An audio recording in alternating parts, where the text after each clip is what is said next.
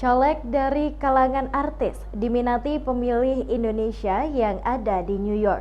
Dari hasil penghitungan suara, terlihat caleg yang berasal dari artis unggul dibandingkan dengan calon lainnya.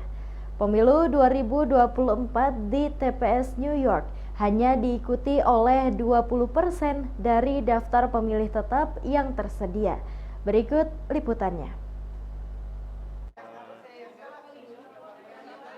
Penghitungan surat suara hari pertama di TPS luar negeri Los Angeles telah berakhir dan saat ini para panitia dan juga saksi sedang melakukan rekapitulasi dari hasil penghitungan surat suara yang berlangsung pada hari pertama ini. Mereka hari ini melakukan penghitungan surat suara bagi para pemilih yang hadir langsung di TPS Los Angeles, surat suara bagi calon presiden dan wakil presiden, dan hasil sementara menunjukkan Paslon 01 memperoleh 148 suara, Paslon 02 memperoleh 212 suara, dan Paslon 03 239 suara. Yang unggul di sini adalah Paslon 03. Uniknya di sini yang unggul adalah caleg artis, dan berikut pernyataan dari Cinta Hairunisa yang menjadi saksi dari Partai PAN sekaligus juga putri dari Uya Kuya. Alhamdulillah sesuai ekspektasi dengan apa yang diinginkan. Sebagai anak ya pasti pengen papahnya menang, cuman sekali lagi aku nggak mau susun, nggak mau ya kayak melebih-lebihkan, tapi apa yang dilihat papa saya banyak ya kalau di individualnya.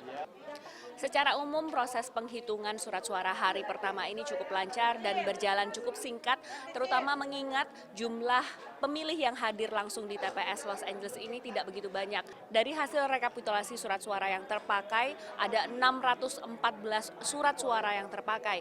Ini cukup jauh dibandingkan dari daftar pemilih tetap yang ada 1.200-an orang di TPS Los Angeles, hanya 20,3% dari total DPT tersebut. Sejumlah keluhan dan juga kendala dari proses pencoblosan pada hari H dan juga penghitungan suara disampaikan oleh para saksi paslon yang hadir dalam penghitungan suara kali ini. Kemiripan kekeliruan dari pos, dan biasanya yang pos pun tidak nyampe, nggak nyampe 50% dari yang termasuk yang untuk DPT selalu di bawah 50% dari yang.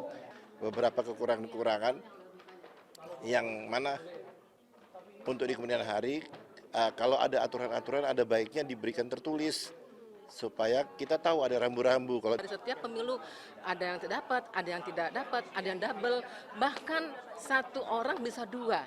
Dari pantauan Panwaslu juga menunjukkan bahwa memang ada beberapa kendala yang dihadapi selama pencoblosan juga penghitungan suara.